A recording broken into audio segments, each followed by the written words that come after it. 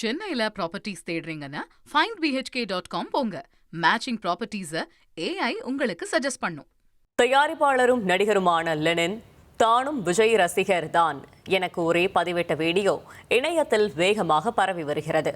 Lenin red label என்ற திரைப்படத்தை தயாரித்துள்ளார். இப்படத்தின் பத்திரிகையாளர் சந்திப்பில் நடிகர் அனுமோகன் விஜய் பற்றி பேசிய கருத்து விமர்சனத்திற்கு உள்ளானது. இந்நிலையில் அனுமோகன் பேசியதில் தனக்கு எந்த உடன்பாடும் இல்லை என கூறிய லெனின் வீடியோ வெளியிட்டுள்ளார்.